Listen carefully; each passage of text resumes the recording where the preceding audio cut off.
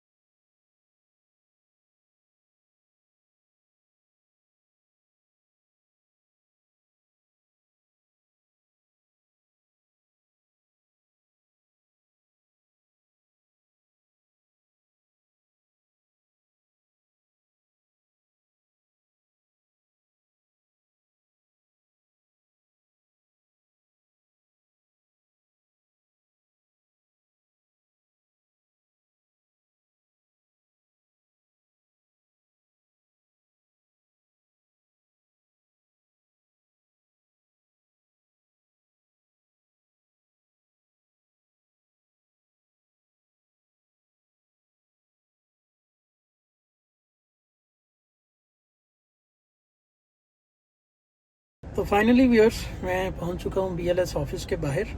तो दुआ करना यार आप लोग भी, मैं भी दुआ कर रहा हूँ। और लेके आते हैं जाके पासपोर्ट और फिर इंशाल्लाह रिज़ल्ट देखते हैं।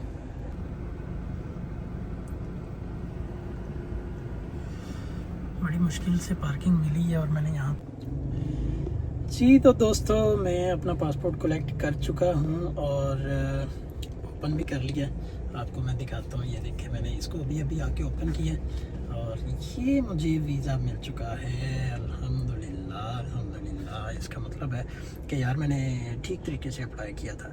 अब अप्लाई कैसे किया था, डॉक्यूमेंटेशन कौन सी अटैच की थी और क्या इसका प्रोसीजर था, क्या इस पर टोटल एक्सपेंस आया, कितने टाइम का वीज़ा है, क्या ये सिंगल एंट्री है या मल्टीपल एंट्री है। तो ये बात हम ऑफिस जाके करेंगे। तो पहले ऑफिस पहुंचते हैं, फिर आपको इंशाल्लाह डिटेल बताता हूँ। जी, तो व्यूअर्स अपनी वीडियो को कंटिन्यू करते हैं। जैसे मैंने सुबह आपको बताया था कि अल्हम्दुलिल्लाह वीज़ा तो हमारा लग चुका है। अब इस पर मैं आपको बताता हूँ, बात करता हूँ कि हमने डॉक्यूमेंट्स कौन कौन से अटैच किए थे, टोटल इस पर कितना एक्सपेंस हुआ और कितने टाइम का मुझे ये वीज़ा लगा। तो इस पे बात कर लेते हैं। मैं आपको बता देता हूँ जी। इसमें सबसे पहली जो चीज़ है, नंबर वन, वो मैंने अपनी बैंक स्टेटमेंट अटैच की थी। बैंक स्टेटमेंट की वर्थ की बात करें तो वैसे तो ये डिपेंड करता है कि आपने कितना टाइम वहाँ पे रुकना है। तो जितना टाइम आप वहाँ पे रुकते हैं उसके अकॉर्डिंग आप जो है वो अपनी बैंक स्टेटमेंट जो है वो क्लोजिंग या ओपनिंग आप अपना शो करवाते हैं।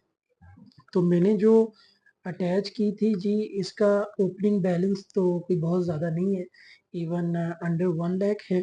बट जो आपको क्लोजिंग पे शो करना है या जो ट्रांजैक्शंस आपकी कंटिन्यूसली होती जाए, तो उसमें मैं कहूँगा कि मिनिमम मिनिमम भी आप 1.5 से लेके 2 मिलियन तक उसको ज़रूर रखिएगा।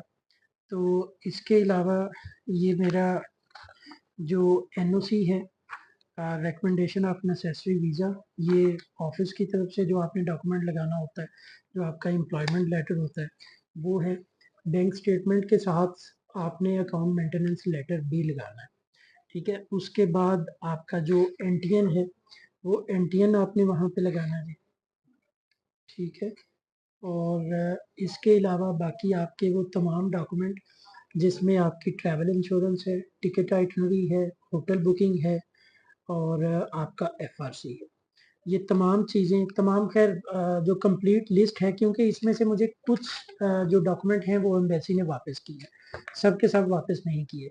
उन्होंने मुझे मेरी बैंक स्टेटमेंट वापस दे दी, मेरा एनटीएन वापस दे दिया, मेरा जॉब लेटर वापस दे दिया और ये एक इन्होंने अपना एम्बेसी का लेटर लगाया हुआ है और ये I think so visa approval है, बट ये इन शेप ऑफ पेपर है। ऑब्वियसली पहले इसकी अप्रूवल हुई होगी, उसके बाद जो है वो फिर कंसर्न डिपार्टमेंट जिन्होंने ऊपर स्टिकर पेस्ट करना था उनके पास ये अप्रूवल गई होगी, तो देन उन्होंने वो स्टिकर भी पेस्ट कर दिया। तो ये टोटल डॉक्यूमेंट्स हैं, फिर भी अगर इनमें से कोई मिसिंग है तो वो मैं शेयर कर दूंगा आपके साथ कंप्लीट लिस्ट। जो इसका एप्लीकेशन फॉर्म है वो आपने ऑनलाइन ही फिल करना होता है, बाद में उसका प्रिंट लेना होता है। पहले ये होता था कि आपने जो था वो एप्लीकेशन फॉर्म के ऊपर फादर और मदर नेम भी मेंशन करना होता था, बट अभी ऐसा नहीं है। अभी आप without father and mother name जो है वो आप कर सकते हैं, सबमिट करवा सकते हैं अपने फॉर्म्स। और मैं वीज़ा का भी आपको बता देता हूँ, और वीज़ा का मैं आपको बता देता हूँ जी।